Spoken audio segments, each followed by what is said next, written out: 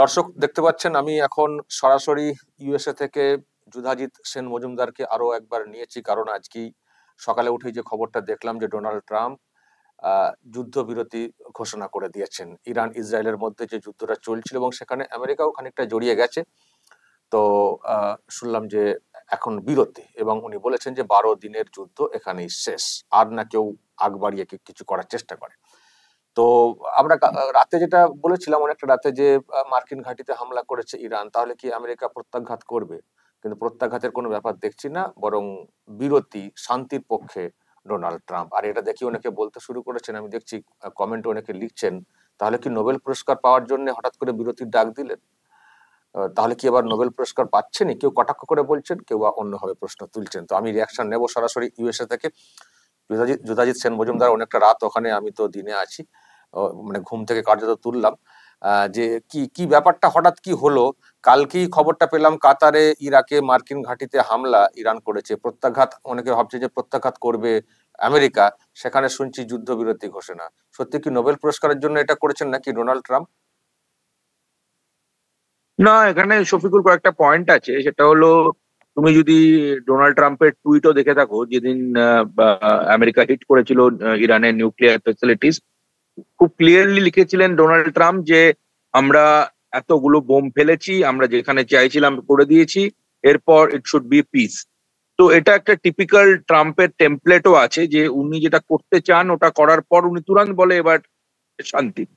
তো দুটো, যেটা একটা পয়েন্ট উঠে আসছে, যেটা আমেরিকার রেসপেক্টে যেটা ওরা করতে চেয়েছিল, টোটাল যা হিট ইউএস এন্ড ইসরায়েল মিলে করেছে, দে আর হ্যাপি ফর নাও। তো এরপর ওরা চায় যে এটাকে আর ড্র্যাগ না করতে, কারণ তোমায় বুঝতে হবে ট্রাম্প কিন্তু বিজনেসম্যানও। ও যুদ্ধ বেশি টাইম ড্র্যাগ করা, ইকোনমির একটা বড় কিছু ইম্প্যাক্ট হওয়া, সেগুলোর খুব একটা সমর্থনেও নয়, কারণ ওর জন্য বিজনেস ব্যাপারটাও প্রচন্ড important. He is basically a businessman. তো সেই জায়গা থেকে দাঁড়িয়ে আম, এই মানে ওদের মনে হচ্ছে যে যে ওদের যা অ্যাচিভ করার ছিল সেটা অ্যাচিভ করে নিয়েছে। তো let's call for a ceasefire. But at the same time wait and ওয়াচও আছে, কারণ আমেরিকার বেশ কিছু সিটিকে হাই অ্যালার্ট ঘোষণা করা হয়েছে, New York, Los Angeles, San Francisco, Chicago, বড় বড় শহরগুলোতে, যেখানে মনে করছে ওরা যে ইরানের যে স্লিপিং সেলস আছে তারা অ্যাটাক করতে পারে। তো এই ক্ষেত্রে ওরা একটা ওয়েট অ্যান্ড ওয়াচেও যেতে চায়, যে যদি সেরকম কিছু হয় দেন দে মাইট এগেইন এসকেলেট। তার আগে এর মুহূর্তে যে ওকে কাতারে যেটা তুমি বলছিলে, ইরান ইউএস এর এয়ার বেসে মেরেছে, দে অলওয়েজ নিউ কিছু তো একটা রিটালিয়েট করবেই, বা দ্যাটস ওকে। সেটা এমন কিছু বড় নয় যে যেটা এর জন্য ড্র্যাগ করার দরকার আছে। ওরা মনে করে ওরা বেশি অ্যাচিভ করেছে ইউএস এর পক্ষ থেকে। সো ফাইন, যদি এখন সিজফায়ার হয়ে যায়, আর যদি তারপর এটাকে ওরা কন্টিনিউ করতে চায় আরো অ্যাটাক করে, দেন ইউএস উইল রিটালিয়েট। তো ওরা মনে করে this is a middle path. ইরানের জন্য ঠিক আছে যে এর বেশি আর কিছু এগোলো না, ইউএস এর জন্য, ওভারঅল ওয়ার্ল্ডের জন্য ঠিক আছে, ইকোনমির আর বেশি বড় ইম্প্যাক্ট হলো না, এখানেই থেমে গেল। এইটা ভেবে ওরা ফার্স্ট স্টেপটা নিয়েছে। এবার ইরানের রিয়াকশন কিরকম হয়, ওরা আর কিছু করে কিনা, তার উপরে দাঁড়িয়ে আছে নেক্সট স্টেপ কি হবে। অনেকে বলছেন যে কি হয়েছে, ওই তো কিছু চুল্লি, কিছু পরিকাঠামো ভেঙেছে, অ্যাকচুয়ালি কি পরমাণু বোমা তৈরির যে বিষয়টা সেটাকে আটকানো গেল? এ তো বরং ওদের মধ্যে আরো উৎসাহ বাড়বে, যেই তো আমরা এই করছিলাম, তো আমেরিকা কি আর করলো, ঠিক আছে খানিকটা ডিলে হলো, নতুন করে হয়তো পরিকাঠামো তৈরি করতে হবে, কিন্তু আমাদের পরমাণু বোমা তৈরি করতে পারবো না, সেই সারেন্ডার তো করতে হলো না। ফলে এটা তো অ্যাকচুয়ালি ইরানের যে যে কাজটা ওরা করে যাচ্ছিল সেটাই তো কার্যত কন্টিনিউ রেখে দেওয়া হলো। তো আরো খানিকটা অ্যাটাক কেন করা হলো না, যাতে করে পুরোপুরি সারেন্ডার হয় হয়তো ইরান? এটা মানে এটা ইউএস এর ক্ষেত্রে ইউএস আপাতত, না দেখো, তুমি তুমি ট্রাম্পকে ট্র্যাক করো, ট্রাম্প 2.0, তুমি দেখবে ম্যাক্সিমাম ক্ষেত্রেই ট্রাম্পের একটা ডেসপারেশন আছে সামহাও একটা জায়গায় গিয়ে অ্যানাউন্স করা যে সিজফায়ার হয়ে গেছে, আমি সিজফায়ার এনেছি। সেটাকে অনেকে বলছে নোবেল পিস প্রাইজের সঙ্গে কানেক্টেড, অনেকের বিভিন্ন রকমের মতবাদ আছে, বাট কোনো জায়গায় তুমি দেখবে না যে ট্রাম্প একটা যুদ্ধকে ড্র্যাগ করে নিয়ে যাওয়ার চেষ্টা করছে। বিট রাশিয়া ইউক্রেন, বিট ইন্ডিয়ার সঙ্গে পাকিস্তানে যেটা হলো, সবকিছুতেই একটা আচ্ছা কিছুটা হোক, তারপরে থামানো হোক, and then he takes the credit. তো ওইটা একটা টেমপ্লেট আমরা দেখতে পাচ্ছি। তো সেই জায়গা থেকে দাঁড়িয়ে ইউএস এর মনে হয়েছে যে, যেটা আমি একটু আগেও বললাম, যে ইসরায়েল অ্যান্ড ইউএস দুটো কান্ট্রি যা যা হিট করেছেন ইরানকে, তা ওদের মনে হয় আপাতত দাঁড়িয়ে, অ্যাটলিস্ট ট্রাম্পের মনে হয় যে ওরা যা অ্যাচিভ করতে চেয়েছে তা হয়ে গেছে। এরকম নয় যে ও একটা 2 বছর ব্যাপী যুদ্ধে নামবে, ইরানকে পুরো শেষ করে দিতে হবে। কারণ এই পুরো ডিসিশন গুলো অনেক করে ডাইমেনশন আছে, ইকোনমির একটা ডিমেনশন আছে, জব মার্কেট, ইনফ্লেশন, অনেক কিছু। এটা তো যুদ্ধ যুদ্ধ খেলা নয়, এটা একটা ব্যালেন্স আনারও ব্যাপার আছে। ওর একটা ট্রাম্পের একটা ইমেজ মেক ওভারেরও ব্যাপার আছে, যে he is actually a peace loving guy. He believe যে স্ট্রেংথ এর মাধ্যমে পিস পাওয়া যায়। তো সেই সবগুলোকে তুমি যদি সমস্ত ডিমেনশন গুলোকে একটা জায়গায় নিয়ে আসো, তুমি দেখবে যে ওরা যা চেয়েছিল সেটা ওরা হয়ে গেছে আপাতত। They are fine, but again it's a wait and watch. যদি ইরান কোনো এসকালেট করে, আরো হিট করা শুরু করে, স্লিপার সেলে ইউএস এর ভেতরে, মেইনল্যান্ড ইউএস এর কোনো অ্যাটাক হয়, then they will immediately change the policy. তো দ্যাটস মানে এরকমই ব্যাপারটা। আচ্ছা, ওখানকার মানুষের কি বক্তব্য যে আমেরিকা যে নতুন করে একটা যুদ্ধে লিপ্ত হয়ে যাচ্ছিল, হঠাৎ করে অ্যাটাক করা, সেটা নিয়ে গোটা বিশ্বে একটা রিয়াকশন তৈরি হয়েছিল। তো আমেরিকার মানুষের কি রিয়াকশন ছিল ট্রাম্পের এই সিদ্ধান্তের প্রতি? দেখো, আমি আগের বারও তোমার সঙ্গে কথা হচ্ছিল, আমি বলছিলাম ট্রাম্প খুব পোলারাইজ ক্যারেক্টার। ট্রাম্পের যেমন প্রচুর খুব হার্ডকোর সাপোর্টার আছে, সেরকম খুব হার্ডকোর বিরোধীও আছে।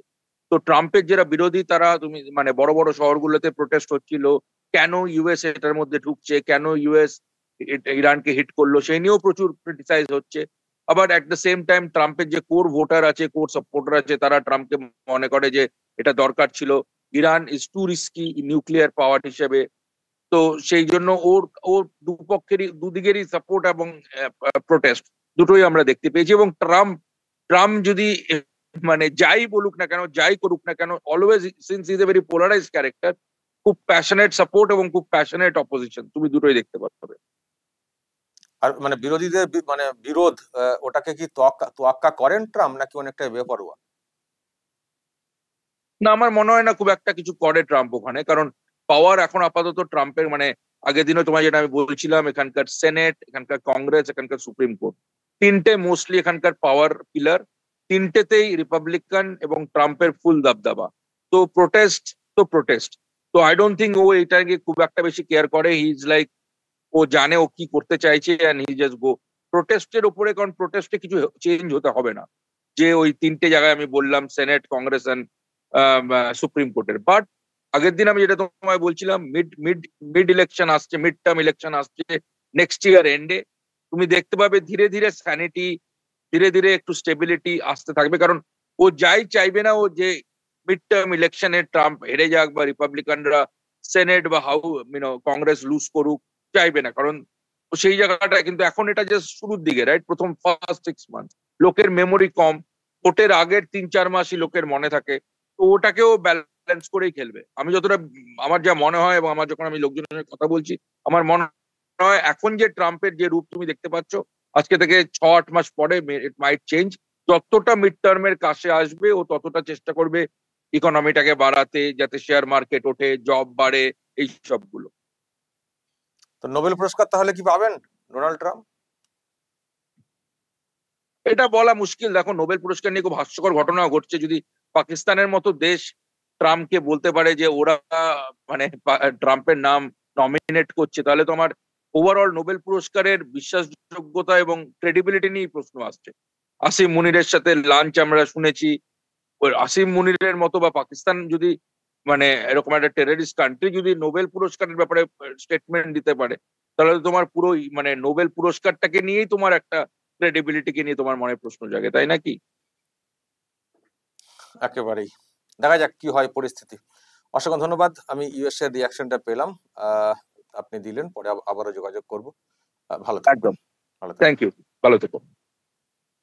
দর্শক শুনলেন ইউএসএ থেকে সরাসরি যুধাজিৎ সেন মজুমদার, প্রবাসী বাঙালি, ট্রাম্পের ব্যাপারে কথা বললেন, কেন এই যুদ্ধবিরতি, ট্রাম্প অ্যাকচুয়ালি কি চাইছেন, এবং ওখানকার মানুষের কি রিয়াকশন, আর নোবেল পুরস্কারটা আসছে কিনা তারও একটা প্রতিক্রিয়ায় বলা যায়, সেটাও কিন্তু উঠে এলো। দর্শক বলবেন যদি এই নিয়ে আপনাদের কিছু বলার থাকে, অবশ্যই বলবেন কমেন্ট বক্সে। নজর রাখবেন আরামবাগ টিভিতে।